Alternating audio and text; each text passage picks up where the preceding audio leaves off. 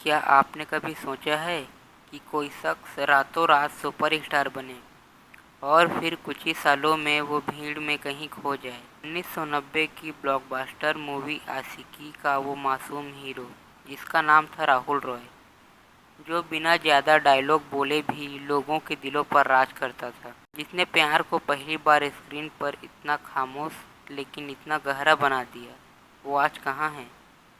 ऐसा कलाकार जिसने सिर्फ 11 दिन में ही 47 फिल्में साइन की थी, आखिर क्यों इंडस्ट्री से गायब हो गया?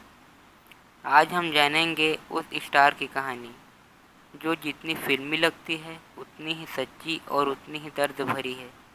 ये कहानी है राहुल रॉय की, शोहरत से शून्य तक का सफ़र। राहुल रॉय का जन्म 9 फरवरी 1966 को दिल्ली में हुआ। उनके पिता बिजनेसमैन थे और मां इंदिरा रॉय यूनिसेफ से जुड़ी एक प्रसिद्ध महिला थी। उनके मामा कोरीवालिया फैशन इंडस्ट्री में काफ़ी नामगिर थे। ये सब माहौल राहुल के भीतर एक रचनात्मक सोच को जन्म दे रहा था।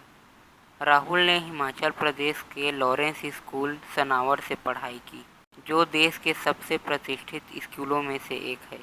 वहाँ से उनके अंदर अभिनय की चिंगारी जागी, जो बचपन से ही शांत, सोचने वाले और गहरे इंसान थे। उनका सपना सुपरस्टार बनना नहीं था, वो बस खुद को किरदारों के जरिए बयां करना चाहते थे।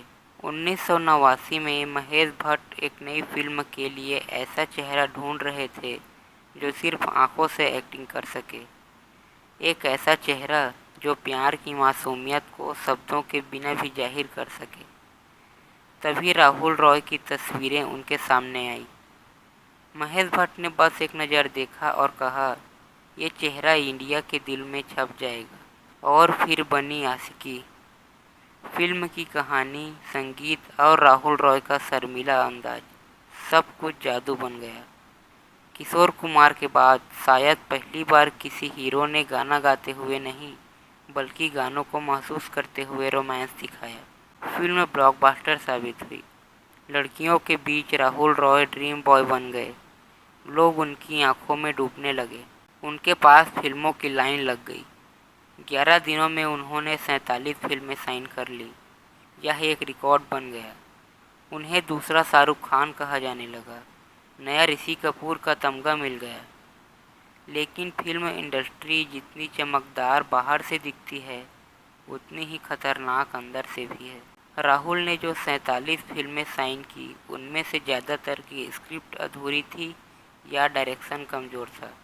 सपने साजन के, फिर तेरी कहानी याद आई, जुनून, ऐसी कुछ फिल्मों ने थोड़ी बहुत कमाई की, लेकिन वो आशिकी बॉय की छवि से बाहर नहीं निकल पाई। फिल्में फ्लॉप होने लगी। प्रोड्यूसर्स का भरोसा डगमगाने लगा। राहुल को समझ नहीं आ रहा था कि इतनी जल्दी सब कैसे बदल गया।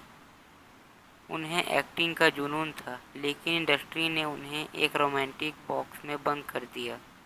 राहुल कहते हैं, मैंने सोचा था किरदारों में जीऊँगा, लेकिन मुझे सिर्फ एक इमेज में कैद कर दिया गया।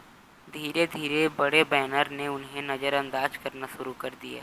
नए चेहरे आ रहे थे, जैसे आमिर, सलमान, शाहरुख, और राहुल पीछे छूटते जा रहे थे। साल 2000 में राहुल ने मॉडल राजलक्ष्मी खानविलकर से शादी की। दोनों की जोड़ी ग्लैमरस थी, मीडिया में सुर्खियों में रही। लेकिन प्रोफेशनल लाइफ की अस्थिरता ने पर्सनल लाइफ पर भी बहुत असर डाला। राहुल को काम नहीं मिल रहा था और अंदर ही अंदर वो टूट रहे थे। 2014 में दोनों ने आपसी सहमति से तलाक ले लिया। राहुल ने एक बार इंटरव्यू में कहा, कभी कभी जिंदगी आपको सबसे ज़्यादा जिससे प्यार हो उसी से दूर कर देती है। इस दौर में राहुल डिप्रेशन में चले गए। कुछ सालों तक वो लगभग गायब ही हो गए। न फिल्में, न कोई इंटरव्यू, न ही कुछ खबरें। एक स्टार जो लाखों का चहेता था, अब गुमनाम हो गया था। 2006 में राहुल ने बिग बॉस के पहले सीजन में भाग लिया, जहां बाकी कंटेस्टेंट कैमरे के लिए एक्ट कर रहे थे। राहुल वहीं शांत, सरल और अपने ढंग से चल रहे थे।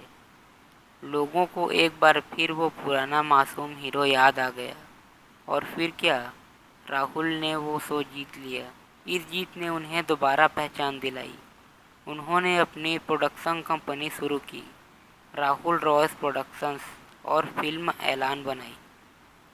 2017 में उन्होंने राजनीति में भी कदम रखा और बीजेपी ज्वाइन की। लेकिन किस्मत का इम्तहान अभी बाकी था। 2020 में राहुल को ब्रेन स्ट्रोक आया। शूटिंग के दौरान उन्हें अचानक स्ट्रोक हुआ और अस्पताल में भर्ती करना पड़ा। कई हफ्तों तक वो आईसीयू में रहे। बोलने की क्षमता चली गई थी। डॉक्टर्स ने कहा रिकवरी में लंबा वक्त लगेगा। लेकिन राहुल लड़े और आज वो चलने, बोलने और फिर से जीने की कोशिश में लगे हैं। आज राहुल रॉय धीरे धीरे रिकवरी कर चुके हैं। वो सोशल मीडिया पर एक्टिव रहते हैं, मोटिवेशनल बातें शेयर करते हैं और इंटरव्यू में मेंटल हेल्थ पर खुलकर बात करते हैं। वो अब सिर्फ एक एक्टर नहीं बल्कि एक उदाहरण है कि गिरने के बाद भी कैसे उठा जाता है। वो नए कलाकारों को गाइड करते हैं, लोगों को बताते हैं कि ग्लैमर की दुनिया के पीछे कितनी सच्चाइयाँ छिपी होती है। राहुल कहते हैं शोहरत और पहचान मिल सकती है, लेकिन अगर आत्मसंयम नहीं है तो सब कुछ खो भी सकता है। राहुल रॉय की कहानी हमें सिखाती है कि ज़िंदगी की सबसे बड़ी जीत बार बार उठने में होती है, न कि एक बार चमक जाने में। अगर आपने कभी आशिकी देखी है या राहुल रॉय को पसंद किया है तो इस वीडियो को एक लाइक ज़रूर करें और कमेंट में बताएं कि आपको राहुल रॉय की कौन सी मूवी अच्छी लगती है। ऐसे ही वीडियोस के लिए चैनल को सब्सक्राइब करें। धन्यवाद।